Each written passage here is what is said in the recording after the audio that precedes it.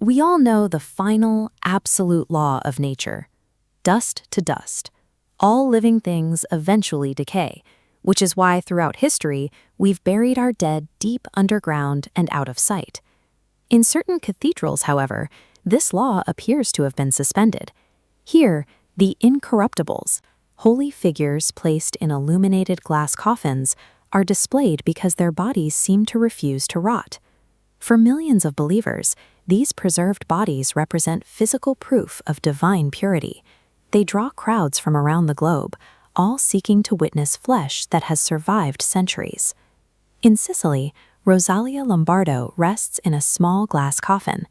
Although she died of pneumonia in 1920, her face remains as it was then, looking like a toddler who just dozed off for an afternoon nap.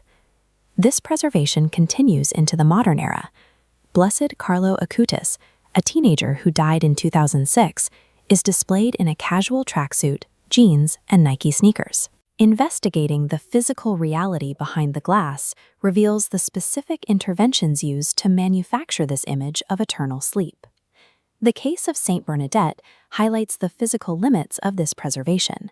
When exhumed 30 years after her death, doctors found her internal organs in pristine condition, but once her body was exposed to oxygen, her skin immediately began to turn black. To avoid terrifying the public, the church commissioned a sculptor to craft a hyper-realistic wax mask. This mask covers her true darkened face, maintaining the visual expectation of holiness. This practice has evolved with technology. Modern displays often utilize high-end silicone prosthetics to achieve a lifelike appearance. When Padre Pio was exhumed 40 years after his death, his face was significantly degraded. The Vatican hired museum experts from London to build a silicone reconstructed face, including individual hairs for his signature beard. The serene, sleeping faces viewed by millions are rarely preserved skin. They are an artistic veil designed to obscure the physical reality of death. For decades, the preservation of Rosalia Lombardo was considered a mystery until researchers uncovered her embalmer's long-lost secret diary. The diary detailed a chemical formula: formalin to kill bacteria, alcohol to dry the body, and zinc salts. This biological cross-section illustrates how the zinc reacted with her tissues.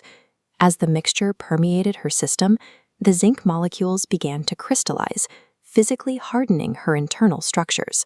This reaction replaced her flesh with mineral deposits. Her body has effectively solidified into stone. Aggressive chemical intervention is a standard procedure for high-profile displays. Popes, such as John XXIII, undergo extreme embalming to remain suitable for public viewing decades after their deaths. Behind many displays is a deliberate chemical effort to stall the natural cycle of decay. Some bodies survive without masks or injections, preserved instead by specific environmental conditions. Forensic anthropologists identify this as the adipocere effect, also known as grave wax. In damp, oxygen-deprived graves, soil chemistry interacts with the body to convert human fat into a hard, white, soap-like shell. This shell seals off the internal organs and prevents further rot. In contrast, extreme dry environments produce different results. In the limestone caves of Sicily, the arid air acts as a natural dehydrator, leaving mummies preserved in wall niches. Sicily's wealthy families turned this natural dehydration into a marker of status, paying to have their relatives mummified and displayed in their finest clothing. Whether through soil chemistry or arid cave air, these are natural biological phenomena, rather than exemptions from the laws of nature. Today, these illusions are under threat. Humidity, bacteria, and tourist camera flashes are slowly destroying the preserved saints. Conservators now seal these bodies in high-tech, climate-controlled, nitrogen-filled capsules to stop the inevitable process of decay. Historically, death was not always hidden behind wax. The catacomb saints, like Saint Bonifacius, were displayed as skeletons, decorated in gold and jewels without any attempt to mimic life. Our modern reliance on silicone and wax suggests a shift in how we view mortality. These materials are used to create a version of death that is easier for the living to observe. These glass cases serve the living. By surrounding the inevitable with wax, silicone, and nitrogen, we create a version of death we can look at without fear. We have built a theatrical barrier to keep the reality of the grave at a comfortable, visible distance.